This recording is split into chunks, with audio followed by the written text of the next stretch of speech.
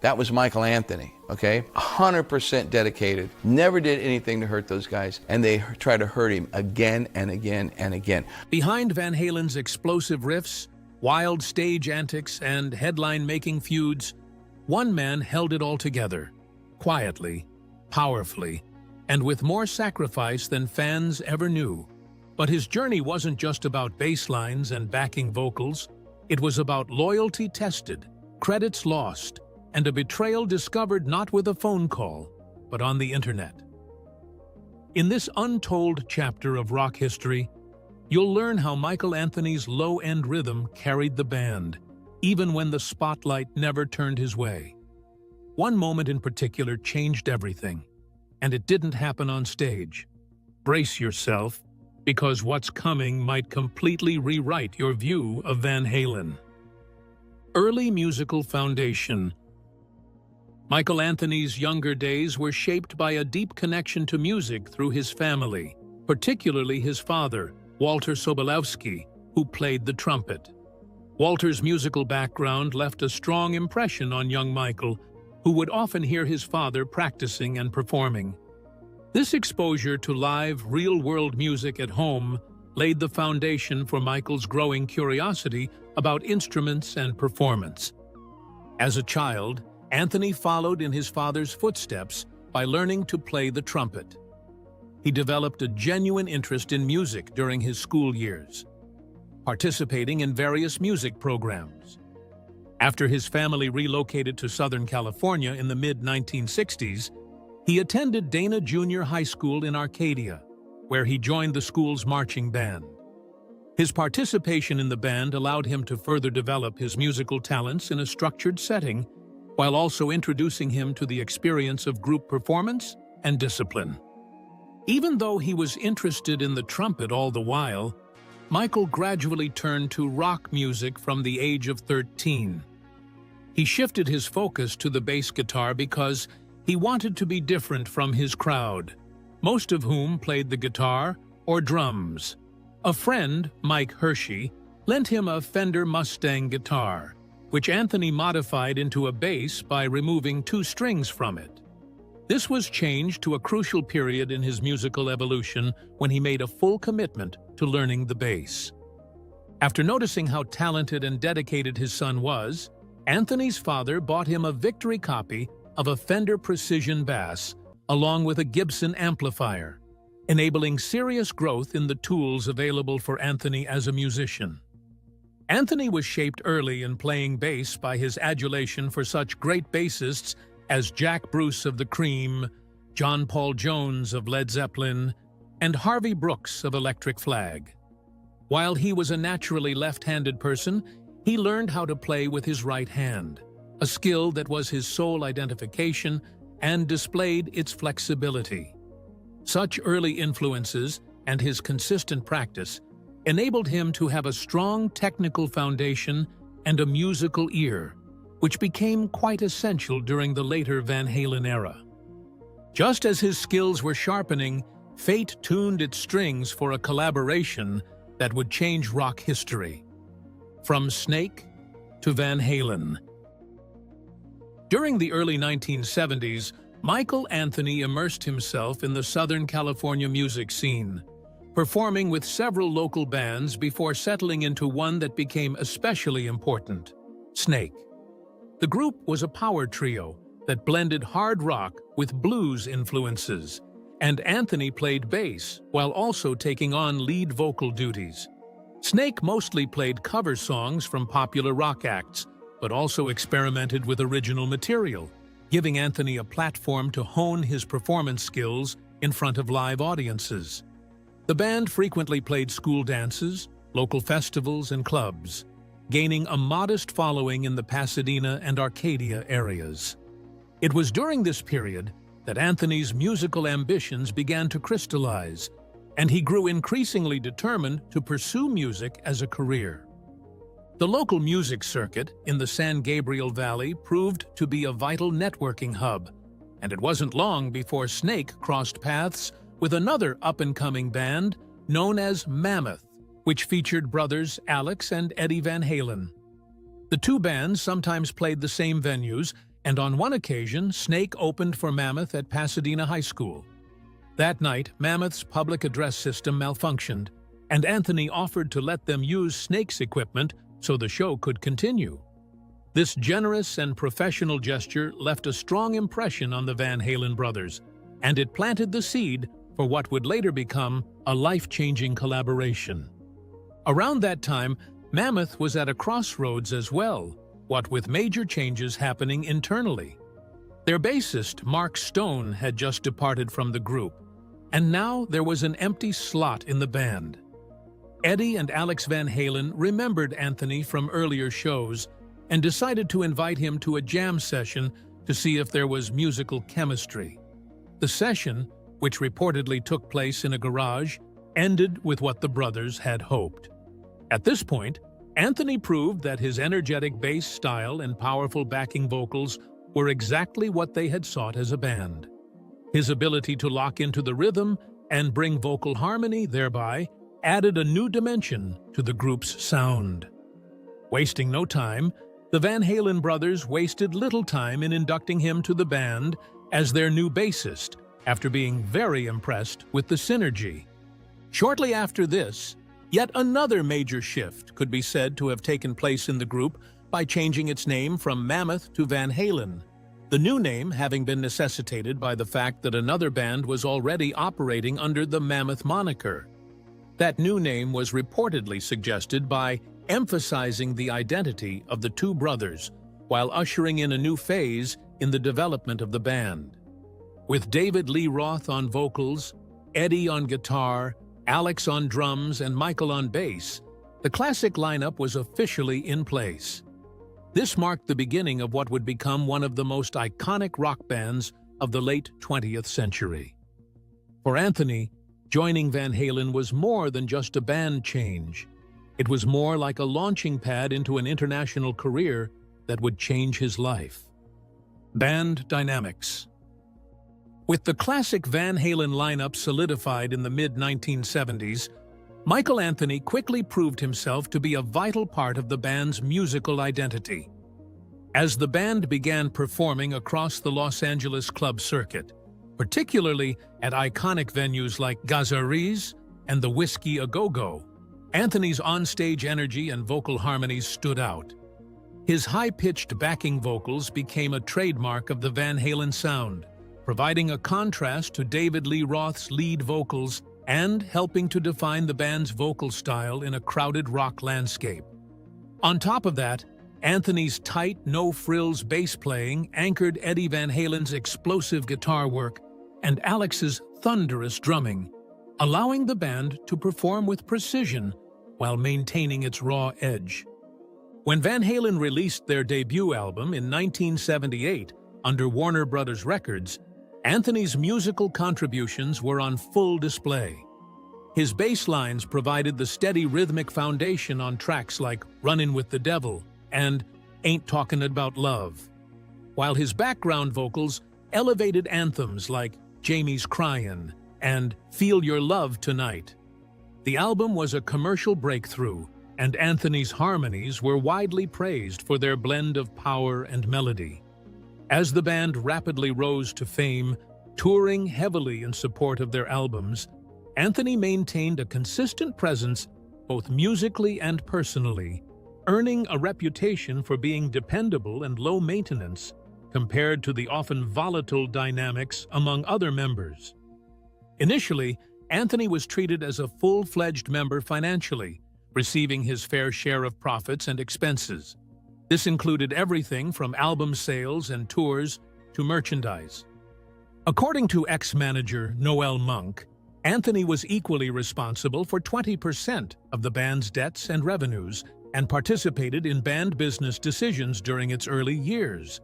But as Van Halen picked up in popularity and internal struggles for power developed, the financial arrangements started to tilt toward the Van Halen brothers and Roth, thus altering Anthony's share of income and ownership rights. But through it all, Anthony's loyalty lay with the music and the progress of the group. Anthony participated in and contributed to the development of Van Halen during the late 1970s into the early 1980s during a series of multi-platinum successes, which continued to have him on tour and record with the band. His playing stayed steady and professional amidst mounting tensions between the others in the group. By Fair Warning and Diver Down, Anthony was a well-established foundation player in the rhythm section, and his contributions, especially vocal support, continued to be instrumental in shaping the band's live presentations and recordings.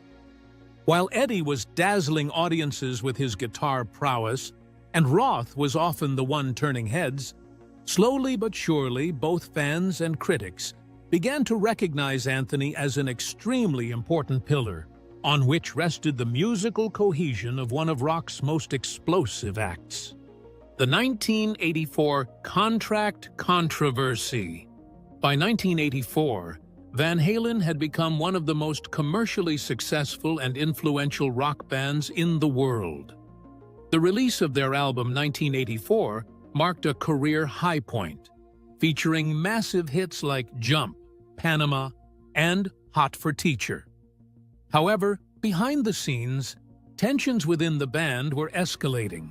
Michael Anthony, despite being a founding member and significant contributor to the band's signature vocal sound, was increasingly sidelined in key decisions.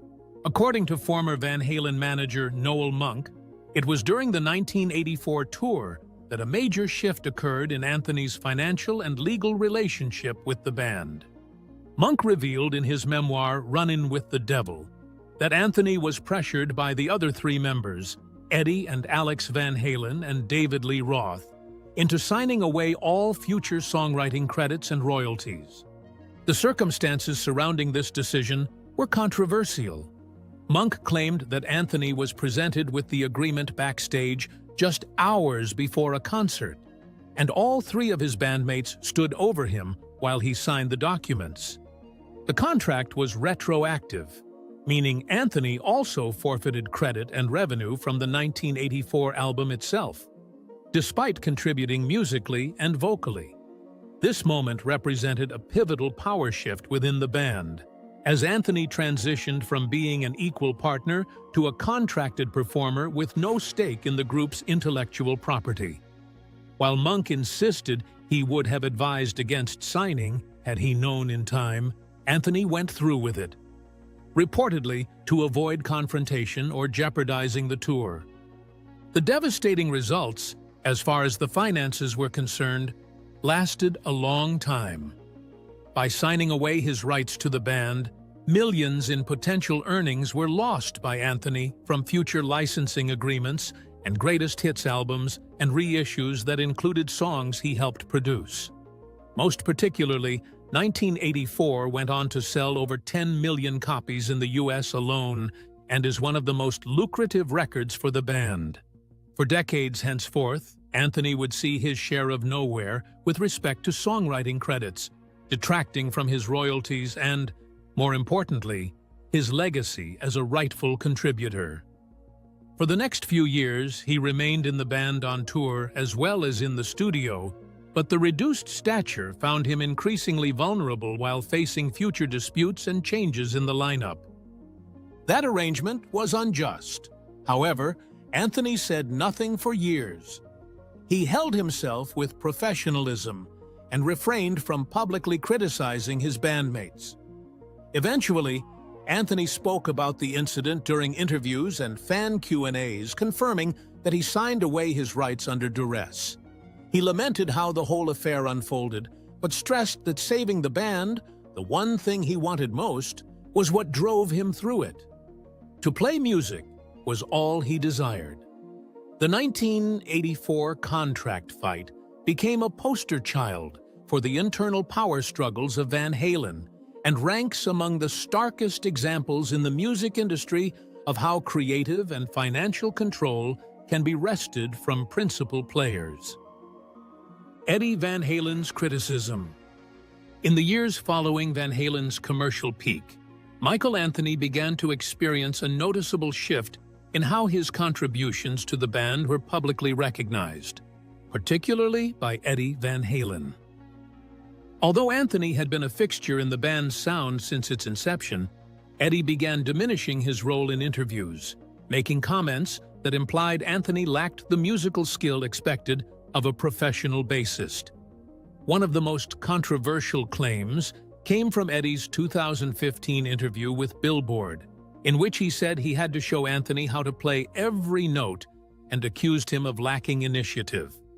The comments sparked immediate backlash from fans and fellow musicians, many of whom felt the statements were both unfair and historically inaccurate. Eddie's public remarks stood in stark contrast to the respect Anthony had earned over decades of live performance, particularly for his ability to provide tight, on-point bass lines while delivering signature high-harmony vocals. In response to Eddie's claims, Anthony later stated in interviews that such criticisms were completely unfounded. He maintained that he had always learned the band's material on his own and that there had never been any sessions where Eddie had to teach him what to play. Anthony emphasized that if such moments had occurred, they would have been documented, but no such evidence exists, reinforcing his assertion that Eddie's claims were exaggerated or fabricated.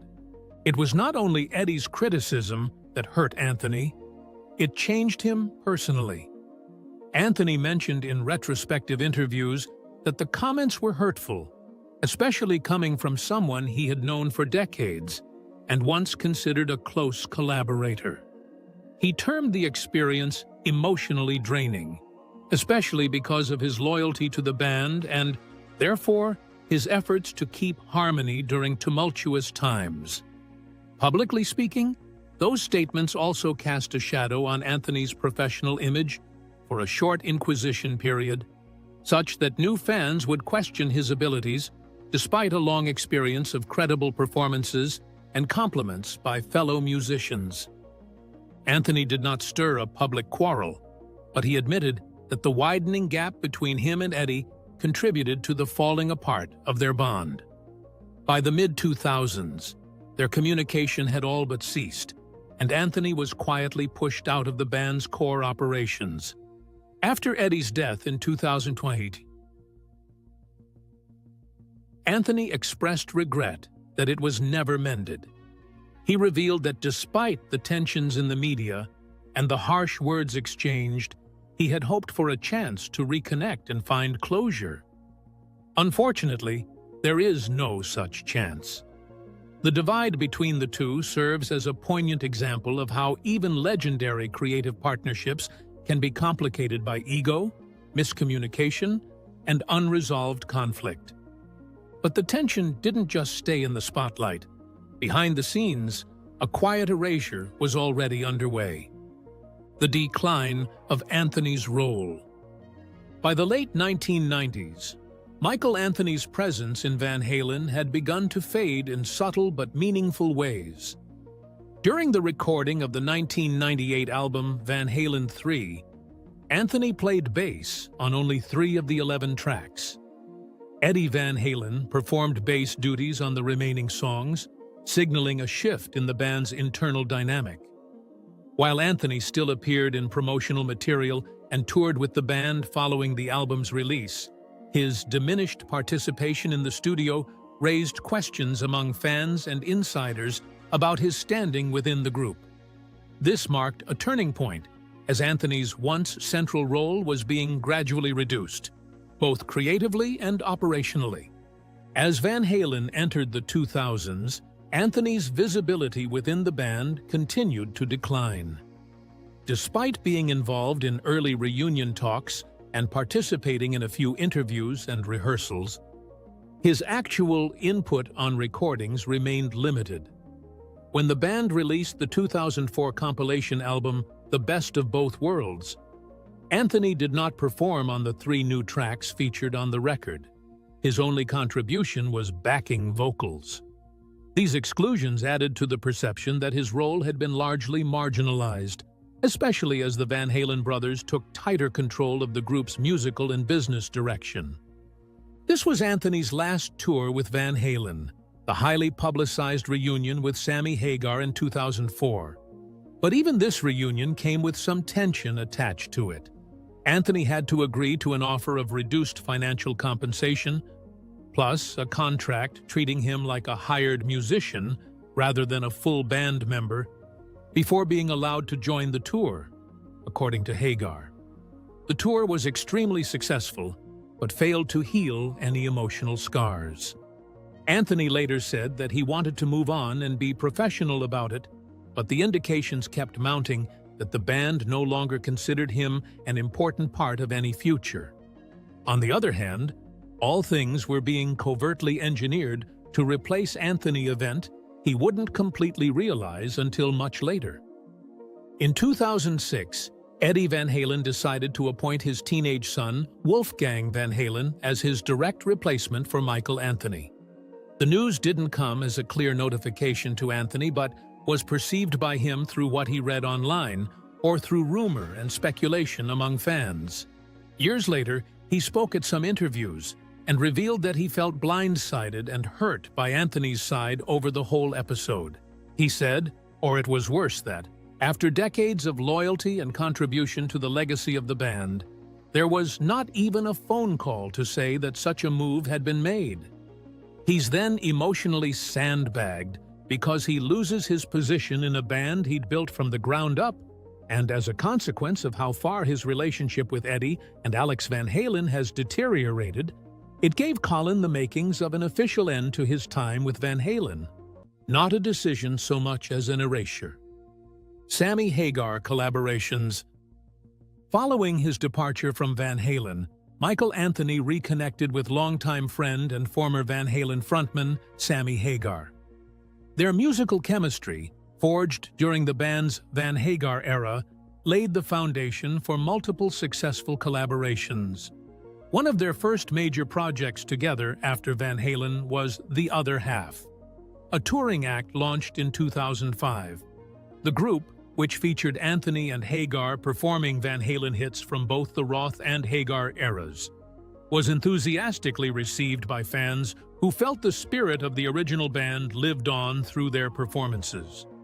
The name The Other Half was a cheeky nod to their role as the often overlooked halves of Van Halen, and their live shows were a celebration of the music that defined a generation.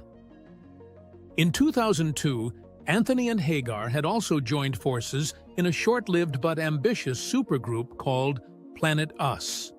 This lineup included guitar virtuoso Joe Satriani, drummer Dean Castronovo, and at one point, Journey guitarist Neil Schon. The band recorded a few tracks, including Psycho Vertigo and Peephole, which were later released on Hagar's 2008 solo album, Cosmic Universal Fashion. Although the group never released a full album or completed a tour, it showcased Anthony's continued ability to work alongside some of rock's most accomplished musicians. The collaboration was a testament to his versatility and standing in the music world, even outside of the Van Halen brand. Surprisingly, the most successful of Anthony's ventures besides Van Halen is Chickenfoot, which he formed in 2008. Once again teamed up with Hagar, the band also included the blazing talent of guitarist Joe Satriani and Red Hot Chili Peppers drummer Chad Smith. In 2009, the band released its eponymous debut, booming both in great reviews and sales, debuting inside the top 10 of the Billboard 200. The chemistry and musicianship of the entire band have been widely praised, and Anthony's bass playing and vocal harmonies remain an integral part of their sound. Their sophomore effort, Chickenfoot 3, 2011, only underlined the fact that they were more than a side project, proving yet again that Anthony had plenty of creative fuel left in his tank. In 2014, Anthony teamed up together with Hagar once more, this time in a new band named Sammy Hagar and The Circle, which also features Vic Johnson on guitars and Jason Bonham, son of legendary Led Zeppelin drummer John Bonham, on drums. The Circle featured a lot of Van Halen, Led Zeppelin, Montrose, and Hagar solo tracks, making for quite a lively yet nostalgic live experience for the fans. The band also released original music, including Space Between, an album that hit number 4 on the Billboard 200 in 2019, which is a testament to their continuing relevance. With such projects which antedate Michael Anthony's gifted hands with guitars playing music, he has shown that his love for music has not waned, and that his rock legacy goes much deeper than his Van Halen stint. Cancelled reunion tour. Following Eddie Van Halen's death in 2020, there was renewed interest among fans, and reportedly within the band's inner circle, in organizing a tribute tour to honor the guitarist's legacy. Talks of a reunion gained traction in 2021 and 2022, with drummer Alex Van Halen reportedly reaching out to former members and collaborators, including Michael Anthony and David Lee Roth, to gauge interest. Joe Satriani was also brought into the conversation as a potential stand-in guitarist. According to Satriani, serious discussions were underway to bring together a lineup that would celebrate the band's history, with Anthony's involvement considered crucial to maintaining authenticity. However, despite early momentum, the plans for the tribute or reunion tour unraveled due to internal disagreements. One of the key points of contention reportedly involved David Lee Roth, who allegedly resisted certain aspects of the tribute format. According to Alex Van Halen and others close to the situation, Roth refused to participate in any concert that would overtly honor Eddie's memory, at least not in the way the rest of the group envisioned. This reluctance created significant tension and stalled progress. The emotional weight of such a tribute, combined with unresolved issues among band members, made coordination difficult, and hopes for a cohesive event began to fade. Matters were further complicated by the ailing health of Alex Van Halen. In 2022, he reportedly suffered a back injury that made it even less likely that he would participate in a physically demanding tour. This left the reunion with Roth backing away and Alex out, with two of its most crucial pylons missing. Michael Anthony later confirmed that he had indeed been contacted and had shown interest in being part of the project, but the logistical and emotional barriers became far too enormous to conquer. Although a willingness from some parties was there, at the end of the day, the reunion was marked as impossible and no official tribute tour took place. Michael Anthony was denied an opportunity for final closure in reunion with both Eddie and the entire band. Although he had repaired some rifts with Wolfgang Van Halen, the larger unresolved grievances with David Lee Roth and Alex Van Halen remained. The cancellation of the tour really exemplified how badly torn this family really was. Fans had held out hope for so long that they would see Anthony once again on stage with Van Halen's other surviving members, but were ultimately disappointed by the deferred plans that marked the end of any realistic possibility for a full-circle moment. The dream of a proper Van Halen farewell, with all key figures united, quietly faded away with the silence that followed. Valerie Bertinelli's biopic opposition. Valerie Bertinelli, actress and ex-wife of Eddie Van Halen, has publicly stated her strong opposition to any biopic about the legendary guitarist or the band Van Halen, at least during her lifetime. Bertinelli revealed that she had explicitly told her son, Wolfgang Van Halen, to make sure I'm dead before allowing such a film to happen. Her reasoning stemmed from a desire to protect the integrity of Eddie's memory and avoid any dramatized version of his complex life. She expressed concern that Hollywood might distort key aspects of his personality, musical journey, and struggles with addiction, which she felt should not be sensationalized for entertainment. Bertinelli's resistance to a biopic is rooted in deeply personal experiences. As someone who was married to Eddie from 1981 to 2007 and shared a son with him, she witnessed his highs and lows firsthand. She has often spoken candidly about their difficult moments, particularly Eddie's battle with substance abuse, and the toll it took on their relationship and family. For Valerie, the idea of watching those moments fictionalized on screen, even with artistic intent, would be emotionally overwhelming. While she did mention, perhaps jokingly, that Selena Gomez could play her in a movie, she quickly added that she hoped the singer would decline if ever asked. There is a really important part about the families being protective now under the umbrella of Wolfgang Van Halen's career. A personal image as a musician carrying the weight of his father and paving a way all his own. On several occasions, he addressed the pressure of being the son of Eddie Van Halen and how fans and the media around him for comparisons. He has also spoken out against people who shamelessly use his father's name or legacy to gain their own fame. Wolfgang, in interviews, has maintained that honoring Eddie through music as opposed to dramatized movies or public spectacles. This also confirms his mother's stance, and the family stands together in cultivating low-profile dignity for Eddie Van Halen. On the other hand, what really swings her that way is more than suspicion of the industry's further instinct of preserving things emotionally. Because of groundbreaking fame, intense personal conflicts, and even personal tragedies. Only a very short while ago, the Van Halens would be raw about Eddie's experience. Valerie has said that the family is still reeling from the effects of his passing in 2020, and a biopic risks reopening wounds that barely have begun to scab over. It is this position that reminds the real people, the grieving families, the histories accentuated enough to encompass in 2 hours of film. But while Valerie protects the past, Wolfgang is quietly shaping what the future might look like. Legacy and modern perspectives. Wolfgang Van Halen, the son of Eddie Van Halen, has become one of the most vocal figures in shaping the public understanding of his father's legacy in the modern era. Through interviews and social media, Wolfgang has criticized what he sees as toxic fan culture, particularly fans who weaponize nostalgia or demand a return to the classic Van Halen lineup.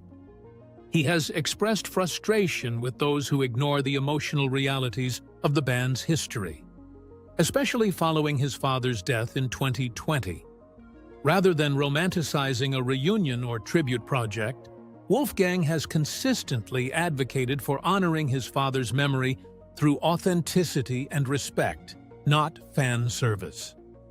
Beyond public commentary, Wolfgang has confirmed that there is a vast archive of unreleased Van Halen recordings, sparking speculation about potential posthumous releases. Guitarist Steve Lukather, a close friend of Eddie's and member of Toto, revealed in 2023 that he and Alex Van Halen had been exploring Eddie's vault of recordings. Lukather suggested there may be enough material for future projects, but emphasized that any decisions would be made carefully and with the family's blessing. There is growing interest among the fans for the revival project involving Eddie's unreleased work. However, Wolfgang explicitly stated that anything of that nature would require a delicately handling. As he previously addressed, there are no plans at the moment for a new Van Halen album or tour, and the band can't exist without my dad. Wolfgang stated there could be a way of honoring Eddie, but he seemed clear about not wanting to commercialize his father's legacy. Rather, his stewardship has been cautious and focused on the preservation of Eddie's integrity. Rumors about a tribute or revival have not completely gone away. Joe Satriani has mentioned early discussions involving former band members and collaborators, yet nothing concrete has come to light. For now, Wolfgang is concentrating on his own path musically with Mammoth WVH, where he writes, records, and performs everything himself. Although the Van Halen name's future is uncertain, it is clear Wolfgang will make sure any endeavor, either archival or celebratory, is undertaken on the terms of musical greatness and emotional frankness. Thanks for watching. If you enjoyed this deep dive, don't forget to like, drop a comment with your thoughts, and subscribe for more untold stories from rock history. And hey, don't go anywhere. Click the next video on your screen to keep the music going.